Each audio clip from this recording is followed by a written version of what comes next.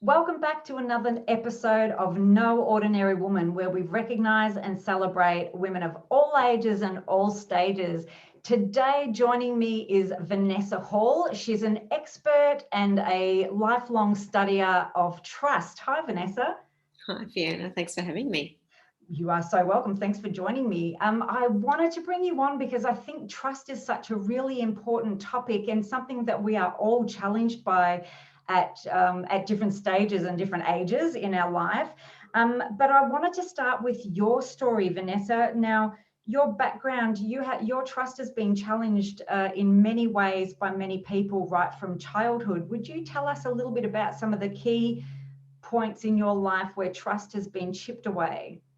Yeah. In fact, we were just chatting, before, Fiona, that I think all of us have issues around trust and how it's broken and betrayed and things. And, I share some of those stories in the work that I do.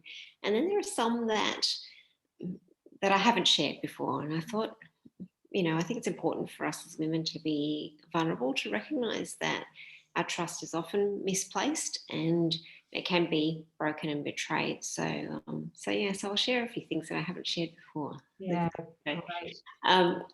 Look, I grew up in a Christian family, but there was always something strange. I remember as a child sitting in church and watching my father, who was leading, a lot of the church services and things, and thinking something that the man that you see up there is not the man that I know. And there was complete betrayal of trust in my relationship with my father. And I remember one particular time at my grandmother's house, actually, and my grandmother was standing at the door, and my father had just been with me, and she stood there and she was looking at me, directly at me, and she shook her head and she said, "You're just a dirty little girl." No. And as a child, you don't actually know. You don't know what you don't know, right? You know something's not quite right. I think you have that sense that, and I just that voice, my grandmother's voice, has been in my head for a long time. So for me, the whole journey of trust really kind of started there, where the people that I should have been able to trust the most, I couldn't, and so I developed a sensitivity to that trust over that time. Of course, fast forward, I married very young. I married when I was 19, and I had a beautiful relationship. We were inseparable, Matthew and I.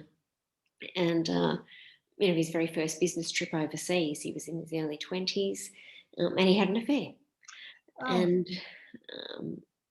I was calling him. It was back in the day, we didn't have mobile phones back then. I was trying to call him in his hotel and he wasn't there. And I just had that sense. I think we know when something's not right. That intuition. And we get that really deep gut feel. We just know something's not right. And I remember when he came home and he just said, "Look, I was just tired," and so on. And then I caught him talking on the phone to this woman, and my whole life fell apart yet again. I remember getting in the car and I was about to just drive. I didn't know where I was going to drive, but I probably would have driven the car into a tree or something, the way I was feeling at that moment. And he came out and he grabbed my hand and he took me inside and he started telling me stories about this woman. Oh, no.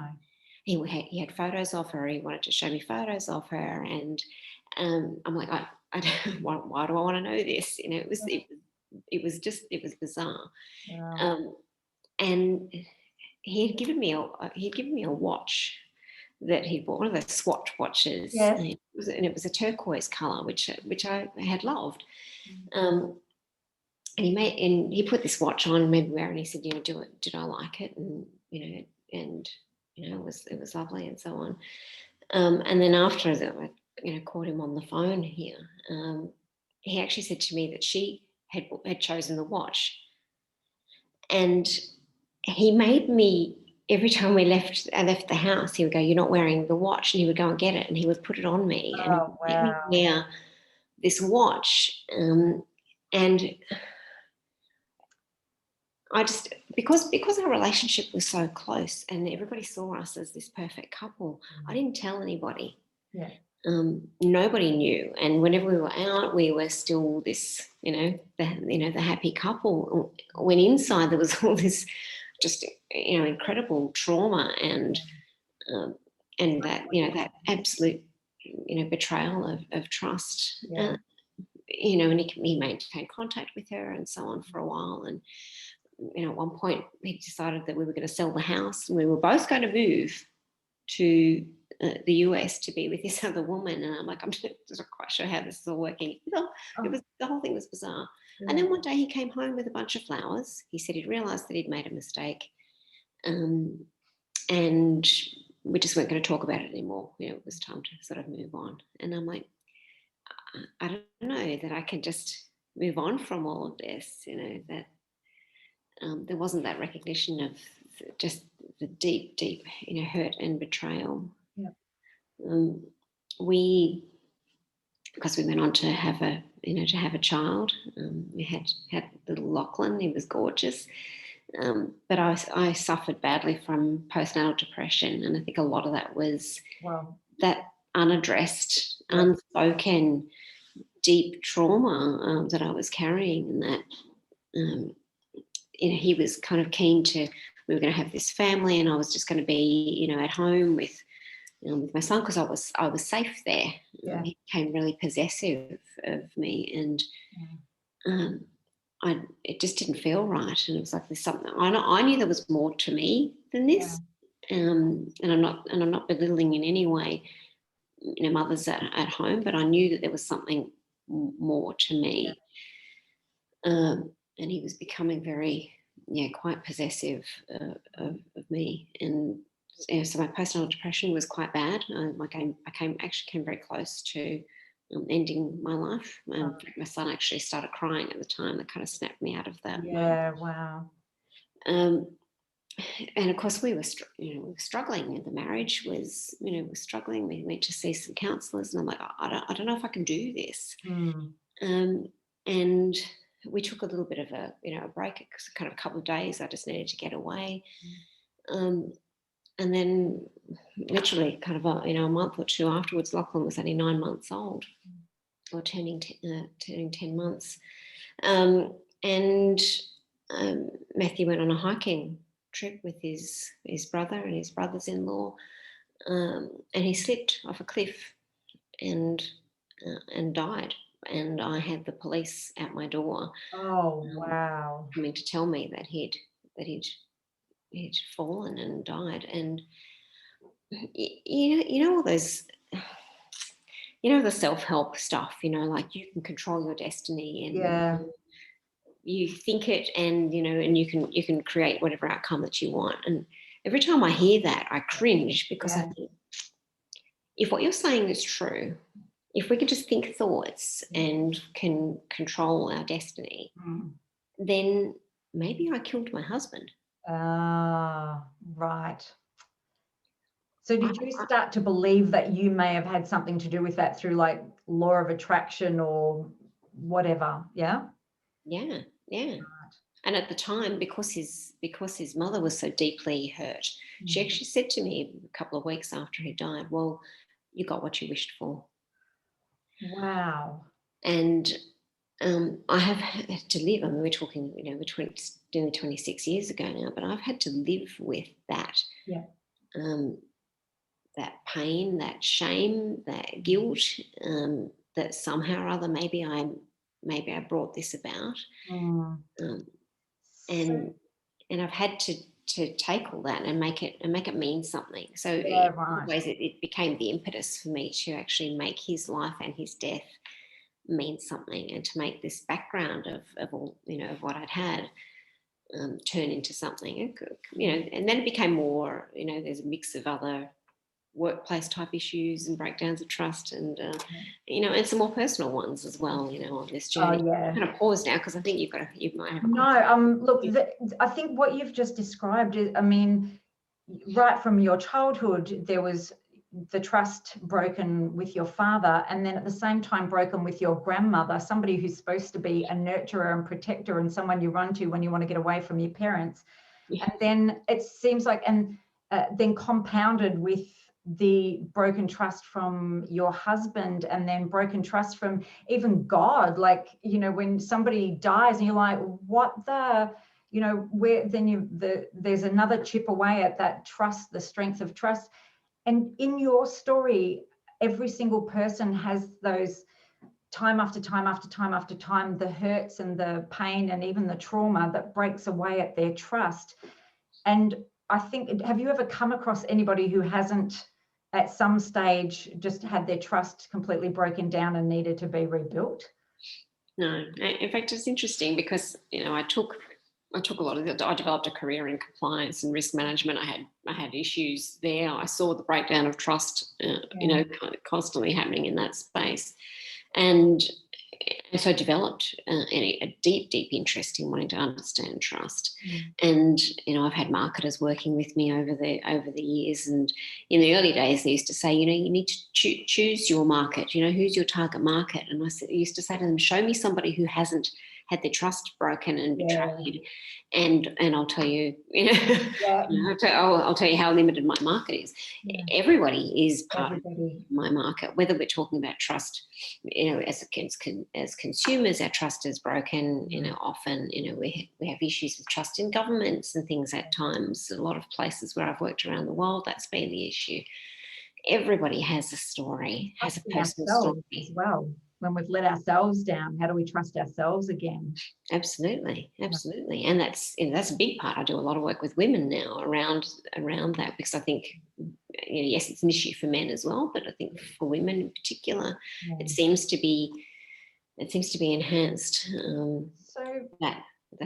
And I think one thing that we can all agree in is that every single human being has been hurt, had trust broken, been betrayed, and we need to be aware of those things that are creating disempowering beliefs that then create behavioral patterns that then drive us into sometimes, you know, negative situations, negative relationships and things like that. And then how do we recognize and rebuild ourselves? Because I guess all of those things break us, you know, the hurts that we go through in life break us. But I wanted to ask you, like, what was the catalyst of you deciding that you wanted to study trust and go into trust? And what was the switch that was flipped for you that made you go, oh, this is a thing, I need to learn more about it? Was there a particular point? Yeah, there was. And I share it in my books and presentations. I've told the story many times.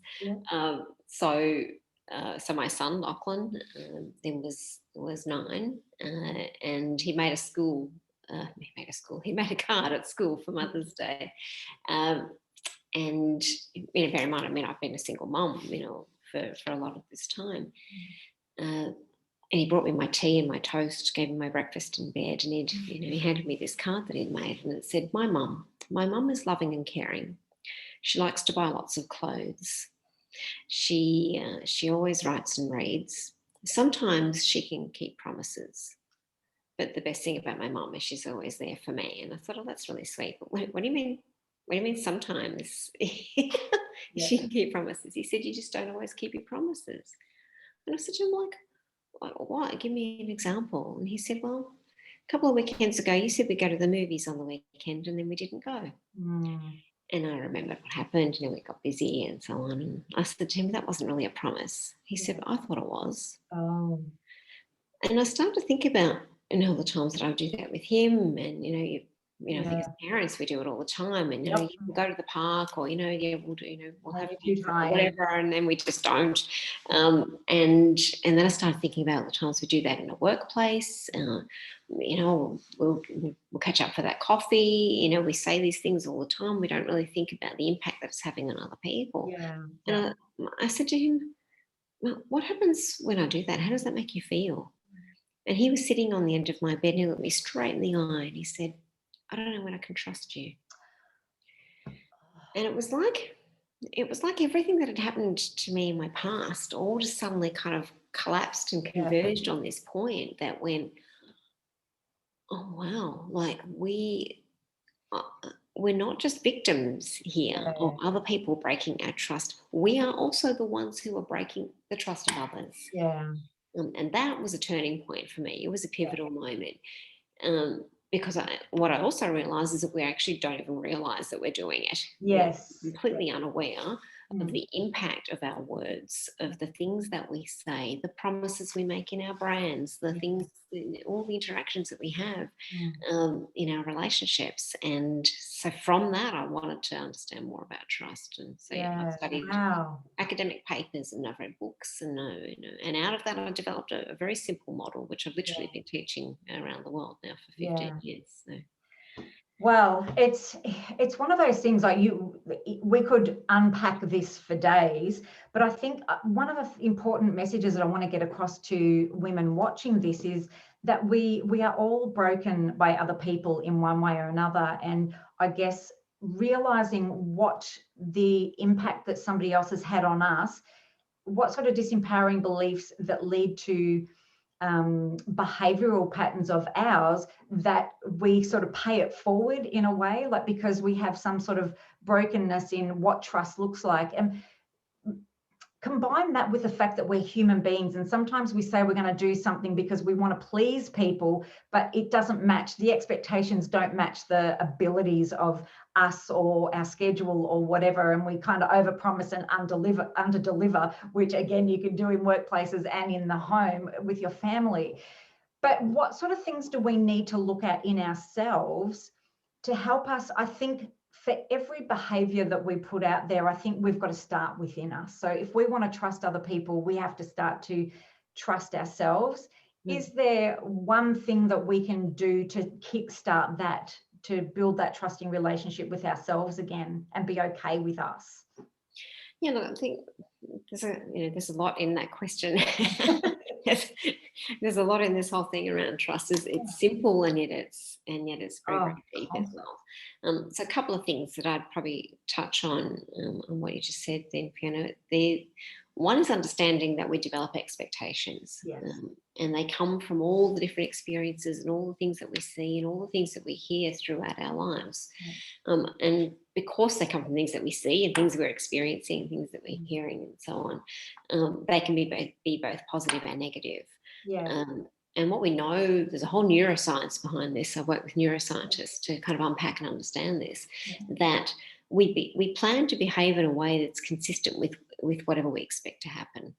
So that means if we've got negative expectations because we've been in a constant flow of bad relationships, for example, and so we can develop a negative expectation that says nobody cares about me, or everybody abuses me. And if that's what you're carrying, it's a bit like, the latest buzzword now is the unconscious bias, kinds of things, If we're carrying that with us, we actually plan to behave in a way that's consistent with that. Then we've got these deep-seated needs that we're constantly seeking, people and relationships and the things that we engage with, things that we buy every day to meet these needs. So we can kind of combine these expectations and needs together, and then we're attracted to people who make promises that match those things. So if we're carrying negative things, we're attracted to people who promise the negative, and so we end up in this perpetual cycle of self-fulfilling prophecies. So if we want to build trust within ourselves, and it's been a journey for me to kind of get to that point. And it's not just trusting myself in the absence of God, because I believe that we have the spirit within us. So it's trusting who we've been created to be in this time, in this moment. I am okay. With the skills and the talents and the gifts and everything that we've got. And trusting that. And that can be really, really hard when you've got, external pressure, you've got people who belittle you. And, I've had many, many instances of that in my own career, where I've been shut down or, told that my ideas are not that great and so on. So trusting that, knowing that we are here at this moment in time for a purpose, and being able to really tap into that and to trust that. and a step forward. And that, that takes quite a lot of discernment. It takes a recognition of the not so great stuff in our lives that might be impacting and influencing the way in which we behave and the way in which we think. Yeah. It's about recognizing what our deep needs are and how much of that trust are we putting in other people's hands. So the ultimate truth about trust, which is a new book that I've just written, is really about that. It's about what I call little t trust, which is the trust that we have in the people and the things that we engage with every day, and then the big T trust, which is trusting in God and trusting in something that's greater than ourselves, for our sense of identity, for who we really are. And when we do that, it enables us to be love in the world, to be more resilient, to not put so much power in other people's hands. Yeah, and we're not relying on other people for our sense of value or worth, or because we're dealing with other broken people in the world that are dealing with their own stuff, and of course they're going to project their stuff on us as well. So it's, what are we believing? Like creating a foundation of belief within ourselves, like you said, is like, I am a perfect, and of course the work that I do in self-awareness, I am the perfect version of me, and my gifts and skills and abilities and personality make me perfect. I'm not everyone's cup of tea, but I am okay. But when we rely on other people to give us a sense of value, or put too much pressure on other people, even without recognizing they're coming from a place of brokenness as well. Like when you talk about your ex-husband, him wanting to control you and confine you into that space because he had trust issues with himself. He knew he'd cheated on you before. This is just me dissecting it psychologically. And so he's like imposing his distrust of his behaviors onto you. And like, well, he doesn't trust because he had an affair. So he's going to stop you from doing the same as him, even though you're a different person. Yeah. And again, like it is a big thing we could unpack for days. But I think, yeah, again, going back to the message that it's really important that every single one of us looks at ourselves and understands that there are broken places and we're not perfect, and we do have expectations, and we do come across people who let us down, and being there is definitely betrayal, and then there's sometimes disappointment because our expectations haven't matched the abilities of the other person. But then there is the things that are within your control and the things that are outside of your control, like with abuse and things like that most definitely aren't within your control. But I think I did have another question about overcoming those deep hurts to be able to trust others again. What sort of work has to go into that? Yeah, look, I think there was something that kind of came to mind that I thought I'd share, because it is in that trusting in yourself. It usually requires making some pretty big decisions. Yeah. And they're often decisions that other people might look on and go, well, what the heck are you doing? So I'll just share this with you, and I'll kind of loop back to answer your question. Because I did remarry, and I married a man who actually invested in me and in the building of this whole focus on trust, on TONT, which is my organisation. He was quite well off. We had a very nice place. We lived in a beautiful penthouse apartment in Sydney with the views, and had a boat on the in the marina, and was driving a Porsche and all the rest of that. And there was a desire on his part for me to basically kind of retire with him and just enjoy what we had. And he didn't want to go where I felt like I needed to go. I mean, at the time, I was spending a lot of time in East Africa, right down in the slums in Kenya and places and that were kind of like the opposite of what we had. And I really had this strong sense that I needed to keep pressing into this focus on trust. There's such a need for this, and that meant I actually left. I left everything. I left everything that we had. And I mean, I had friends that said, "Are you crazy? Like the life you've got's like the life everybody wishes for, and yet you're walking away from it. Yeah. It makes no sense." And in fact, I left, and I spent 9 months living in Montreal in Canada, and I had the coldest winter I've ever had. And in that time, I spent a lot of time just really with God and really. Trying to understand and unpack what was going on. And it was that winter, we go through seasons. I think we go through seasons in our life. And learning to trust others is very much about recognizing the how much impact do you want these people to have over your life, and how do you get that balance, as we said before, about trusting.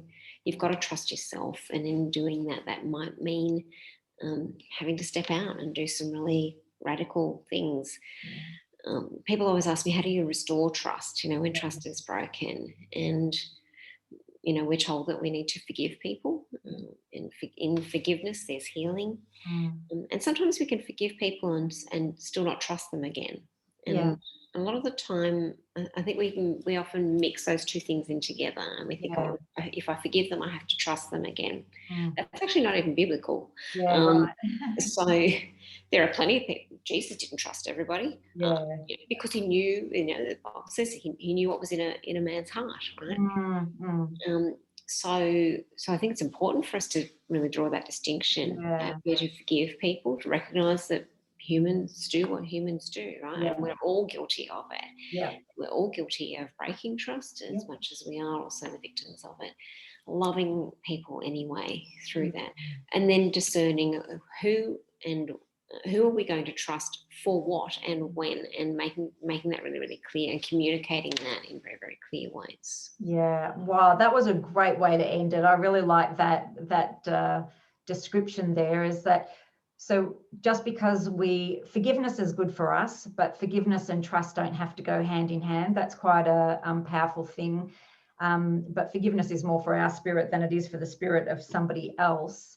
But I think, a note to end on is that trust is probably a work in progress, just like everything else in our life, building our resilience, building our faith, building our relationships, building our confidence, our self-worth, and the trust, and all of those other things that go into building us as a good human being that, every now and then falls over on our bum occasionally.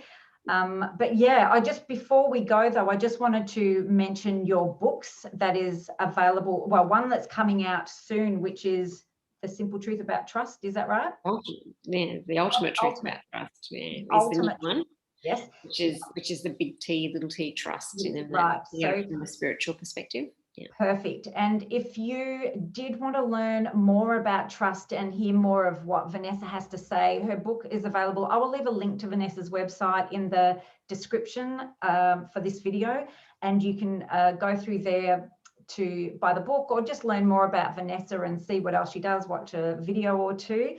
But I could talk to you all day because I want to know more, but I think I think that's a good bit of insight for everybody out there to just understand, if you're watching, you are normal. All of this is normal. And, it is possible, that old saying, we will rebuild. It is possible to rebuild your trust in yourself and in God and in others, or whatever it is that you're dealing with at the moment. And if you want to know more, you can check out Vanessa's website. But thank you so much for joining us today and sharing your story and being so honest and open with us, Vanessa. I appreciate it so much.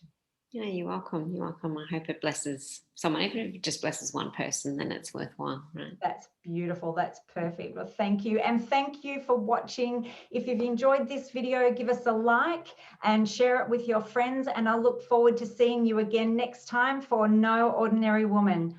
Bye for now. Bye.